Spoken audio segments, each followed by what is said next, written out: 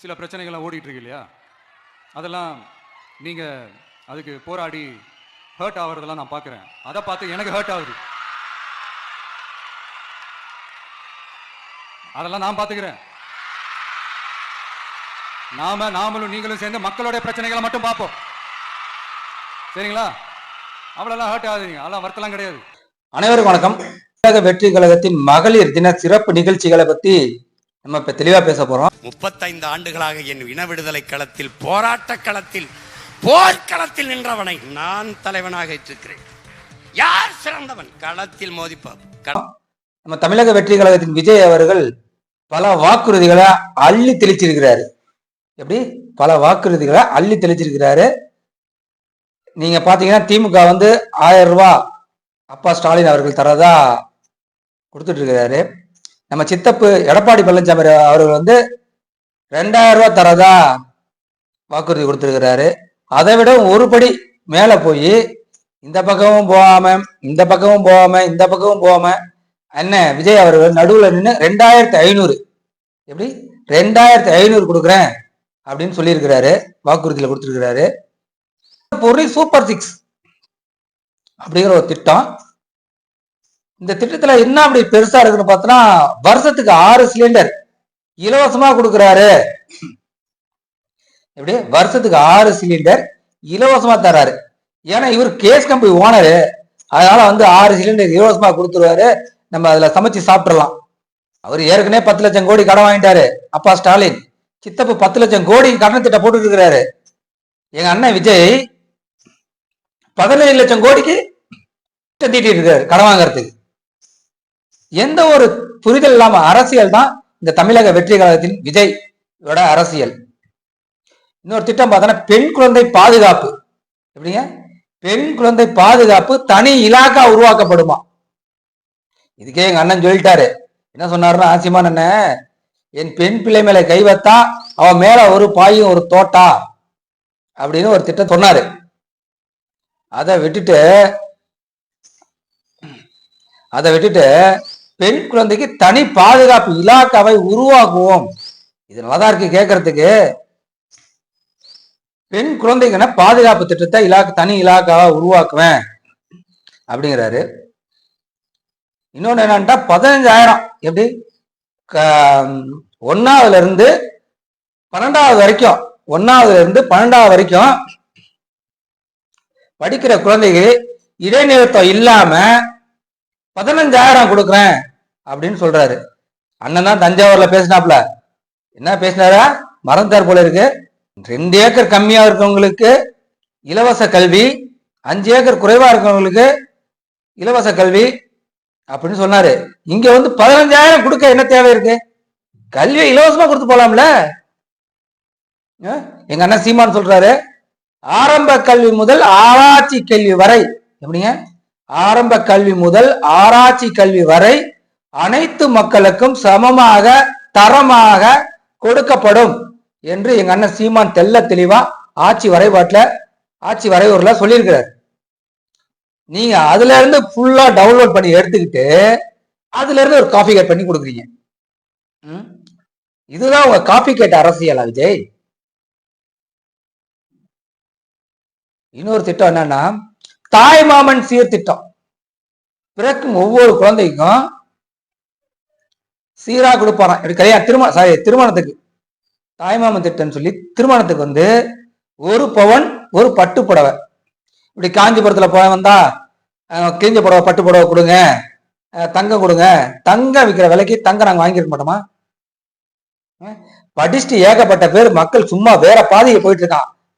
பிள்ளைகள்லாம் அவனை திசை திருப்பி வேலை வாய்ப்பை உருவாக்கி அதுக்கான சொல்யூஷனை சொல்லணும். அதை விட்டுட்டு நீங்க திராவிட கட்சிகளை போல அள்ளி தெளிக்கிறீங்க இலவசத்தை. இதுல என்ன லாபம் கிடைக்குது? ஒண்ணும் இல்ல. உங்க அரசியலே ஒரு புரிதல் இல்லாம அரசியல் தான் உருவாகுது. வெல்கம் கிட், எப்படி பேபி சோப் கொடுப்போம், பேபி பவுடர் கொடுப்போம், பேபி லோஷன் கொடுப்போம், பெட்ஷீட் கொடுப்போம், எல்லாம் கொடுப்போம். இது ஆல்ரெடி தமிழக அரசு கொடுத்துக்கிட்டு தான் இருக்கு. இது ஒரு திட்டம். இந்த திட்டத்துல நம்ம என்ன சொல்றோன்னே தெரியல. சிரிப்பு தான் வருது விஜயோட திட்டத்தை பார்த்தா, வாக்குறுதி திட்டத்தை பார்த்தாவே. அடுத்தது என்னன்னா, பெண்கள் பாதுகாப்புக்காக நெஞ்சில கேமரா வைப்பாராம். அப்படி இந்த பட்டன்ல கேமரா வைப்பேன் அப்படின்னு சொல்லியிருக்கிறாரு. இதை ஏற்கனவே தென்தமிழன் சீமான் அவர்கள் நாம் தமிழர் கட்சியின் 2016 அண்ணன் செந்தமிழன் சீமான் இந்த சொல்லியிருக்கிறார். அதான் இப்ப பாண்டிச்சேரியில வச்சிருக்காங்க, கேரளா வச்சிருக்காங்க. நீங்க அதுல இருந்து கொஞ்சம் எடுத்துக்கிட்டு ஏதோ புதுசா சொல்றது போல இந்த விஷயத்த அண்ணன் சொல்லியிருக்கிறாரு. இது ஒரு திட்டம், நாம தெரிஞ்சுக்கணும். இது ஒரு திட்டம். அடுத்து என்னன்னா,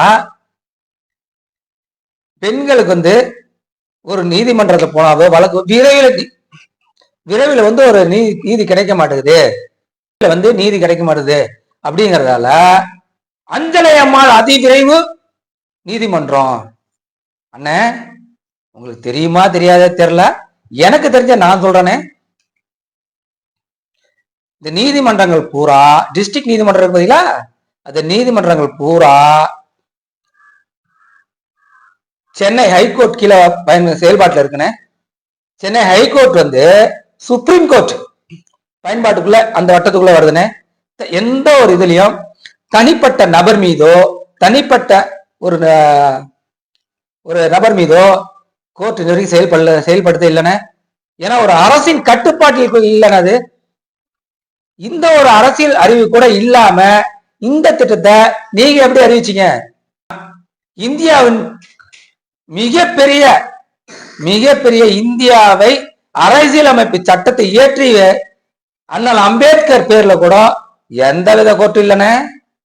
நீங்க எப்படின்னா அஞ்சலை அம்மாள் பேர்ல ஒரு கோர்ட்டை உருவாக்குவீங்க? அது முடியாதுன்னு. அது தன்னாட்சியா செயல்படும். இந்த ஒரு இது கூட உங்களுக்கு இல்லையானே?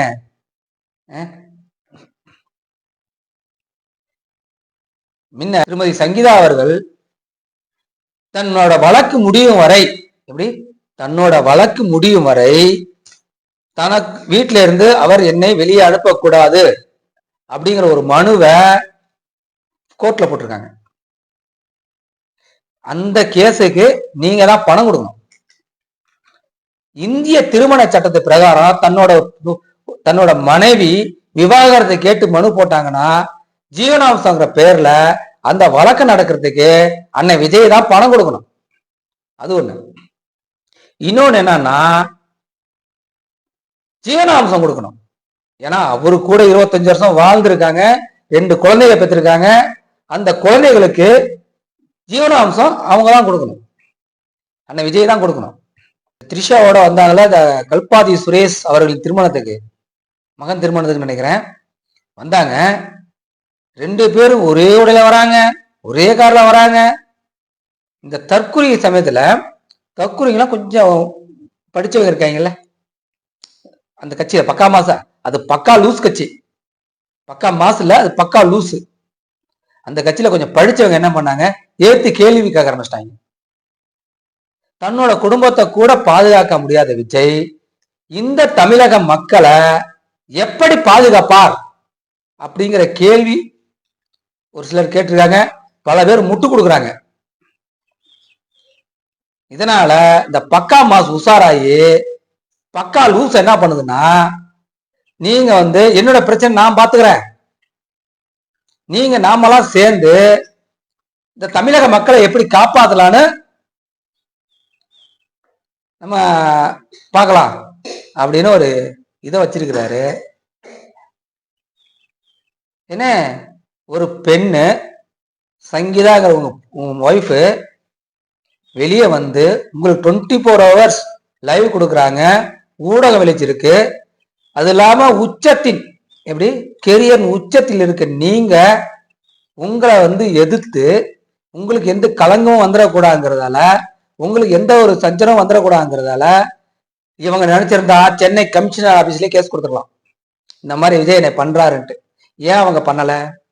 உங்கள் புகழுக்கு களங்கம் வந்துடக்கூடாது அப்படிங்கிறதுக்காகவே எங்க அன்னியார் சங்கீதா அவர்கள் குடும்ப நல விவகாரத்துல மனு தாக்கல் பண்றாங்க விவாகரத்துக்கு. இது நீங்க என்ன பண்ணணும்?